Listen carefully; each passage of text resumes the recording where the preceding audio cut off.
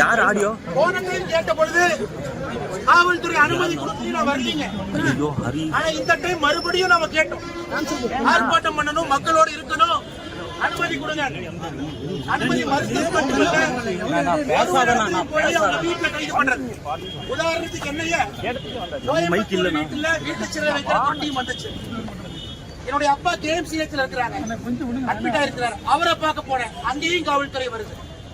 அங்கிருந்து இங்க வந்து உங்களை பார்த்து ஆக வேண்டும் என்று வந்திருக்கிறேன். காரணம்,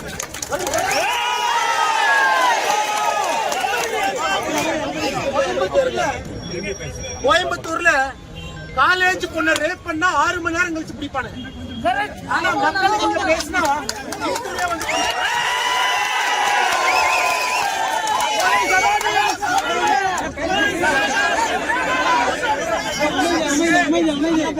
சட்டம் ஒழுங்கு எங்க இருக்கு, ஆட்சி யாருக்காக இருக்கு.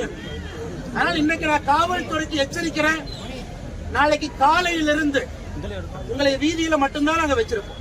நீங்க ஓடிட்டே தான் இருக்கு.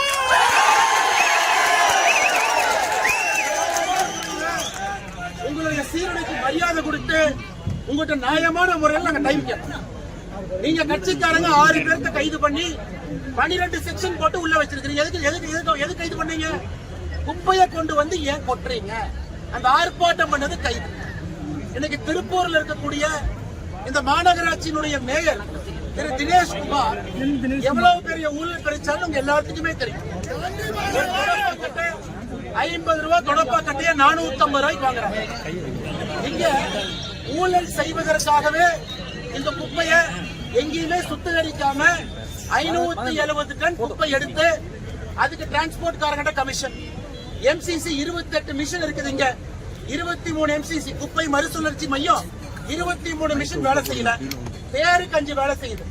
இங்க உருவாகக்கூடிய எல்லா குப்பையும் எவ்வளவு குப்பை நிறைய சேருதோ அவ்வளவு கமிஷன். குப்பை நிறைய சேர்ந்தா தான் வண்டி வாடகை அதிகம், குப்பை நிறைய சேர்ந்தா தான் டன்னேஜ் அதிகம், குப்பை நிறைய சேர்ந்தா தான் வண்டி கிலோமீட்டர் அதிகம். அதனால குப்பைய கமிஷனுக்காகவே அதிகமா இங்க சேர்ப்பது. எந்த இடத்திலும் கூட குப்பைய மறுசுழற்சி செய்வது கிடையாது. கிராமத்துல போய் கொட்டுறது, அங்க மக்களுக்கு கேன்சர்ல இருந்து ஒரு நாய் எங்க வரும். அதனால நம்ம எல்லோரும் நன்றாக புரிந்து கொள்ள வேண்டும். இன்னைக்கு ஆர்ப்பாட்டம் பண்ணலாம், போராட்டம் பண்ணலாம், அரசனுடைய முகமடியை கிழிச்சு மக்கள் முன்னாடி வைக்கலாம். இதுக்கு நிரந்தர தீர்வு இன்னைக்கு எப்படி மக்களோட போராடுறீங்களோ நிரந்தர தீர்வு தேர்தல் என்பதை மறந்துடாதீங்க. ஆனா நாளையிலிருந்து நாம் செய்ய வேண்டிய வேலையை இன்னைக்கு இவ்வளவு பேசுறாங்களே. இந்தியால 10 லட்சம் மக்கள் வாழக்கூடிய நகரம், பெரும் நகரத்துக்கு ஸ்வச்ச பாரத் சர்வே பண்ணாங்க. இந்தியாலேயே 10 லட்சம் பேருக்கு வாழ்ற நகரத்துல கடைசி நகரம் மதுரை, 28வது நகரம் கோயம்புத்தூர், 38வது நகரம் சென்னை. அதாவது இதெல்லாம் அசுத்தத்துல 3 லட்சம் பேருக்கு வாழ்ற நகரத்துல 95 நகரம் எடுத்தாங்க. 94வது நகரம் ஈரோடு, 77வது நகரம் திருப்பூர். இதெல்லாம் இந்தியா முழுவதுமே ஸ்வச்ச பாரத்ல. ஆனா இங்கிருந்த திமுக அரசியல்வாதி நார்த் இந்தியனை பார்த்து வடக்கம்மா இண்டோர் முதல் ரேங்க் வாங்கிட்டு இருக்கிறாங்க. குப்பையை சுத்தகரம் பண்றதுல முதல் ரேங்க் வாங்குறாங்க. நார்த் இந்தியான்னு யாரை கொச்சப்படுத்துறோமோ அவங்க எல்லாம் அவங்க ஊரை சுத்தமா வச்சிருக்கிறோம். யார் வளர்ந்து விட்டோம் என்று சொல்கின்றோமோ நம்முடைய ஊரை குப்பை காடுகளாக மாற்றி இங்க இருக்கக்கூடிய அரசியல்வாதிகள் கமிஷனுக்காக வேலை பார்த்துட்டு இருக்கிறாங்க. ஆனால் அன்பு சொந்தங்களே, இன்னைக்கு நம்ம நியாயமான முறையில நேர்மையான முறையில ஒரு ஆர்ப்பாட்டம் நடத்துவதற்காக அனுமதி கேட்டோம். இடுவாய் கிராமத்துக்கு போயிருக்கணும், கிராமத்துக்கு போற ரோட்டை மறிச்சிட்டாங்க. எங்க போறது? திருப்பூர் நகராட்சி இங்க வந்து மாநகராட்சி எடுத்து ஆர்ப்பாட்டம் செய்ய வேண்டும் என்று இங்க வந்திருக்கிறோம். திருப்பூருக்குள்ள யாரையும் விடல. அதனால் நாளையிலிருந்து காவல்துறையை எப்படி வேலை வாங்கணுமோ அந்த வேலையை நாம செய்வோம். நம்மை பொறுத்தவரைக்கூடியவர்கள் நாம பெண்கள் பாதுகாப்புக்கு, குழந்தைகள் பாதுகாப்புக்கு காவல்துறை இருக்கணும்னு நினைக்கிறோம். வெறும் ஒரு அரசியல் கட்சியினுடைய கூட்டத்துக்கு பின்னாடி சுத்ததுல நமக்கு நம்பிக்கை இல்லை. ஆனா இன்னைக்கு காவல்துறையில நம்ம கேட்டது ஒரே ஒரு அனுமதி கேட்டோம். அவங்க சொல்ற இடத்துல சொல்ற நேரத்துல நீங்க என்ன கண்டிஷன் போடுறீங்களோ நம்ம செய்யணும். அவங்க போட்ட கண்டிஷனுக்கு ஒத்துக்கிட்டோம், அப்படி இருந்தும் அனுமதி கொடுக்கல. இதை பத்திரிகை நண்பர்கள் நீங்களும் பார்த்துக்கிட்டு இருக்கிறீங்க. இதுதான் ஜனநாயகம். நான் என்ன தப்பு பண்ணேன்? இங்க இருக்கக்கூடிய மக்களோட நிற்பதற்காக வந்தா கோயம்புத்தூர்ல எது கைது பண்ண வர்றீங்க? தந்தைய ஹாஸ்பிட்டல்ல பார்க்க போனா ஹாஸ்பிட்டல் எது கைது பண்ண வர்றீங்க? இருக்கக்கூடிய மக்கள் இவங்க ஜனநாயக முறையில் ஆர்ப்பாட்டம் பண்ண வந்தா இவங்களை எது கைது பண்றீங்க? அப்ப இந்த ஊர்ல சட்டம் ஒழுங்கு இருக்கா? நியாயம் இருக்கா? ஒப்புக்கு சப்பானியா காலேஜ் பொண்ணுங்களை ரேப் பண்றவன் தைரியமா சுத்திட்டு இருக்கான். பெண்கள் மீது கைது பண்றவன் கை வைக்கிறவன் தைரியமா சுத்திட்டு இருக்கான். யாருக்குமே கைது கிடையாது. ஆனா நேர்மையா நாணயமா மக்களுக்காக குரல் கொடுத்த யாராச்சும் அப்பாவி வந்தா கை வைக்கிறீங்கன்னா இந்த ஜனநாயகம் இருக்கா? ஜனநாயகம் இல்லையா? இங்க ஆட்சியாளர் மக்களுக்காக இருக்கிறாங்களா?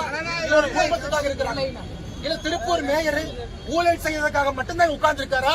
இல்ல கிராமத்து மக்கள் அவங்களுடைய சுகாதாரம், அவங்க குடிக்கிற தண்ணி, அவங்க வாழக்கூடிய விதம் அதையும் பார்க்கறதுக்காக இருக்கிறாங்க. அன்பு சொந்தங்களே, இன்னைக்கு இவங்க இந்த ஆர்ப்பாட்டத்தை நடத்திருக்கு. நான் மறுபடியும் ஆர்ப்பாட்டம் செய்யத்தான் போறோம். அது வீடு வீட்டுக்கு ஆர்ப்பாட்டம் இருக்கும்.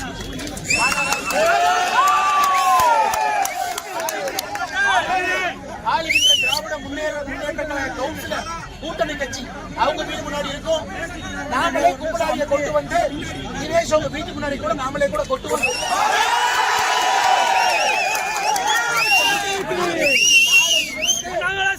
நாளையிலிருந்து தினமும் புதுசா நடக்கும்.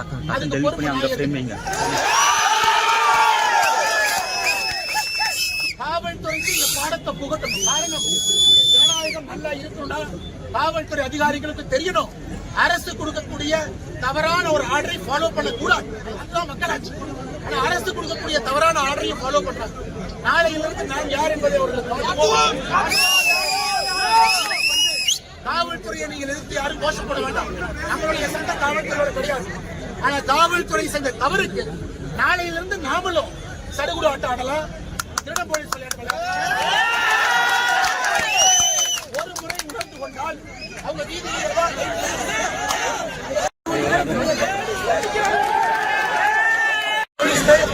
மக்களுக்காக நம்முடைய